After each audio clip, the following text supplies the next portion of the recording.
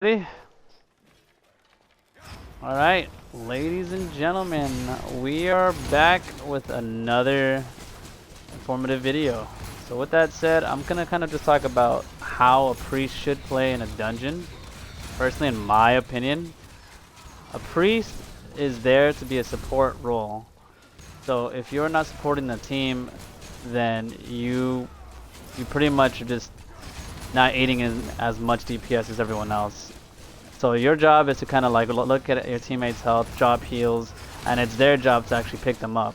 It's not your job to go around and chase them to give them heals, because you already have to do so much yourself. For example, Priestess and Lethal, their health is low, and so is Smackers. So anytime my healing sphere comes back up, I'm gonna drop it. It has nothing to do with the lack of DPS. It's not about carrying people or not healing people who are really bad at the game. It's just, why not save my teammate some healing potions if I can? Makes no sense. So the other thing too is, you do have you basically have a ring. Here's a DPS check. You have a ring to amplify your teammate's attack power by 10-fold. I'll look at the skill tree right now just so I can be more specific. So, what does the B button do? Let's see. Pretty sure it's here somewhere. Smiting Fist, Healing Sphere. Nah, it's not here. Well, all I know is that the ring buffs your teammate's attack power. I'm not a real priest. I just play priest as if the way I would like it. So you can go two different ways as a priest. You can go for a full-on buffing priest, or you can go full-on attack. So what that means is, your heals are a reflection of how much attack power you have. For example, in this fight, let's see what my attack power is at. I have 533 attack power unbuffed. Do I have my gloves on? Yeah. So what I have here is, let's see. I don't have my Grand Series boots. I do have the attack shoulders. I don't have the Belt of Eternity. So that's what I'm missing to have like an extra 1,000. So I'd be at like around 6,000 attack if I did. So my heal's around 4,600. Oh, snaps. Whoops.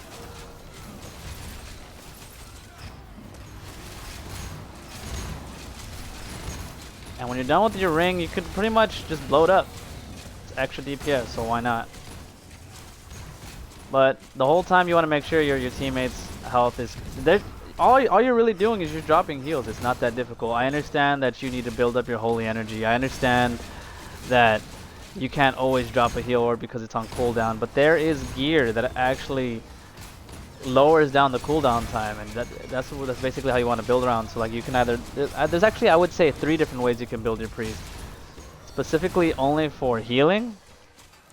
Or, for example, I could be the toxic priest right there that he just healed himself right there with a scroll, and I could just drop him a heal right there. I'm pretty sure 9 times out of 10 you play with a priest that does that. He only heals you after you died. You don't want to play with a priest like that, because the whole goal is to save you from spending any unnecessary resources to begin with. For example, Necro's gonna go down right here, but there's not much I can do right there. I'll pick you up right here.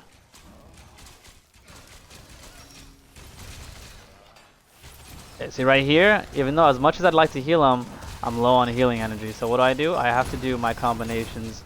So typically you can do around 2 heals with a full bar after cooldown. Right now, Priest's health is going down, and my cooldown is finished, so I'm gonna drop a heal, and it's his job to pick it up. I strongly, firmly believe that as a healer, your job is not to chase people around and give them heals. They have to constantly... What you can do at the beginning of the fight is mark your priest. So like, I have a heal orb ready, so I'm dropping another one. Doesn't matter if no one needs it, it's just there if they do need it. Because the whole point is that I'm constantly pumping out heals. And this is the way I feel personally a healer should be if you're on Crescent Moon. Storm Chaser is the same concept, but when you're not dropping the healing wave, you're dropping shields. I wasn't paying attention right there, so I pretty much died from my lack of awareness. So let's see. Let's see the gear that I have on. See, I have the Hat of Eternity for defense. The chest. This is a terrible chest plate for priest because I'd be trying to go for survivability. I mean, I could technically do this if I want to be quote unquote, you always see all the time, an attack priest, or DPS priest, but those two sentences just don't make sense. They don't go together. I wouldn't be using this. This is all my mage's gear. This is all bad stuff. So, as you can see, I have the attack gloves instead of the cooldown gloves because I want fatter heals. So look, I healed for 4,600, but I take that off. My attack goes down to 5,000. I'm gonna get off the ring. So, my heals went down to 4,400. Your heals are a reflection of your attack power. So let's say I take this off. And now let's see how much I heal for. So my attack power now is at 4,500. So now it's only at 4,000 as opposed to like the 4,800 that I had before. So let's put these gloves back on. So, as a priest, it's nice to have big, fat heals, but there's actually a bunch of more important factors at play too. If you're rocking B gear, then just pump out as much as attack power until you get the A gear. Like right now, like Jaw Smacker, Necro, and Priestess are completely down in health, and I haven't been there because I was just kind of showing you guys what happens. And if you do drop heals, you'd want to do it in your ring, because your ring amplifies your attack power. I'll show you in a second. So Priestess, here's a heal.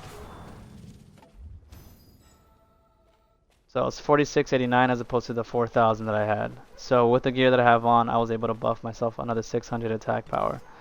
So 4,600 out of 5,300 attack. So you basically your heals is like, I would say like 800 less. So now if I heal with the ring, my attack power went from 5,300 to 6,000. So my heals will probably be around 49 or 5,000, I would say. Let's check. So I'm gonna drop a heal. Just kidding, I broke my shield. I'll do it on the next one. Another cool thing too, as a priest, is really just realize what blessings you're using, because your build is a reflection of the build that you're gonna be using. Like you buy the specific weapons for, you know, your build. For example, like I believe that move is called Divine Strike. Let's see. Yep, it's Divine Strike. Now let's see what weapon I'm using. Divine Strike damage 10%. So I guess you could say this is a Divine Strike build. So I mean, I'd be basically gearing up my attack. So I'm gonna put a ring down so you guys can see how much this heals for. So 5,300. So I went from 4,000 to 5,300 with some of the gear that I have on. So Necro's down in health. I gotta drop a heal. So with that said, I'm dropping a heal out now. If you can, make, give call out so that way they can go and get it. I should have done that earlier, because some people say like you don't have to. You're a DPS priest. You just focus more on attacking, but it just takes 2 seconds to drop a heal. It costs you absolutely nothing. For example, I'm not doing anything here. Why not do a big heal? There's a lot of frustrating, concerns when it comes to playing with priests, and there's a stigma behind. When you see a priest, the normal response should be you should be excited. You're not gonna waste any pots. You're gonna be happy, but that's just not how it is, because the way priests play in this game is extremely selfish. And look at that troll. Look at that. I can't even get my own heal. Whoops! It happens, folks. All right, so I'm gonna see if I can make it.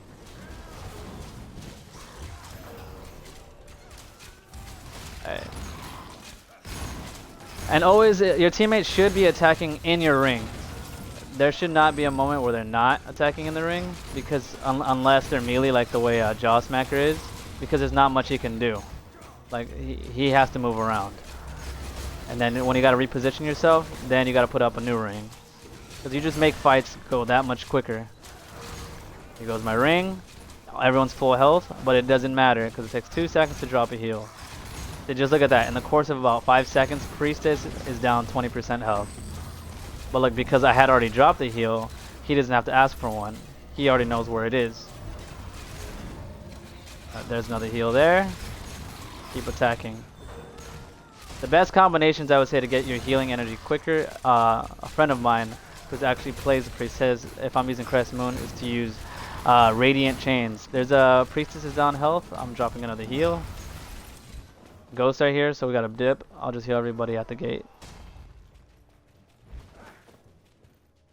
Now, if you're a healer and you disagree with my opinion, feel free to, talk to me about it in the chat, in the comments, because it's like, this is just an attack-based priest that's missing a lot of gear. I'm talking about just simple priest mechanics. I'm not talking about build, actually. I just negate all of that. That's a whole different topic. If you want to go for a buffing priest, a DPS priest, or just full-on just fat heals priest. Those are 3 different types of priests that you can build around. And that's why I haven't really done a video on this topic yet, because it's just which direction you want to go. And no matter what, even if you are a DPS priest, that is just absurd and an excuse. If you want to be a DPS class, just be a mage, because you are not going to out DPS a mage. You are not going to out DPS a ranger, and you're not going to out DPS a Zerker. That's just the reality. You want to see my attacks? 3,000, 1,000, 1,000. And this is with an attack of 5,300 at level 30. That's pretty high. And if I had like I said, the belt and the boots, I'd be at 6,300. Like, easily, other people can hit harder than that. Are there players that don't hit as hard with worse builds? Absolutely. But in the end, if you're in endgame with a good team, you're not gonna out DPS them. That's just the reality. You're there to support and help. And when you're dropping your heals, you go back to attacking. Takes 2 seconds. Alright, let's see. Necro, you're down. There's a ring. You gotta remember, you are a priest, so you do have different movesets on Crescent Moon. Like you have a Divine Strike, the Smiting Fist, and then right before your ring explodes, disappears, blow it up.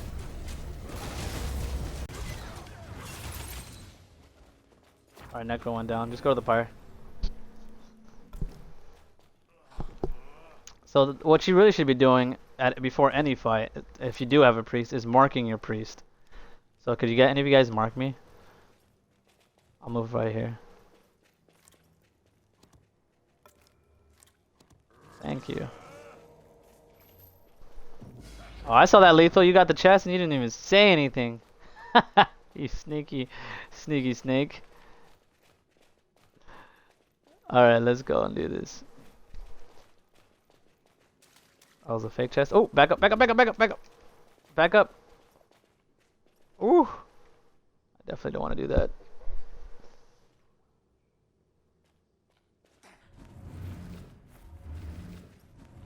The most important thing to always remember is that Ippins have the best walk out of any class. Look at that. Look at that proud, confident walk.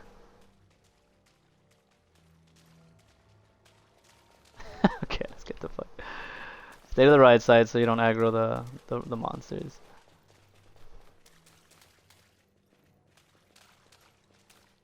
In this fight also, if the healer slacks, at least the boss heals you if you have a bad healer. I feel like the Divine Strike is probably one of the only movesets that actually hits hard as a priest. Now, the other thing to remember is if you are a Storm Chaser priest, your heals, like I said, are a reflection of your attack power. So even though the Healing Sphere heals for like 5,000, 6,000, even 7,000 depending on your attack power, the wave heals for like basically half of that. So you're going to be getting like 2,800 heals. So you have different ways to mitigate the lack of health, which is Judgment and Mark.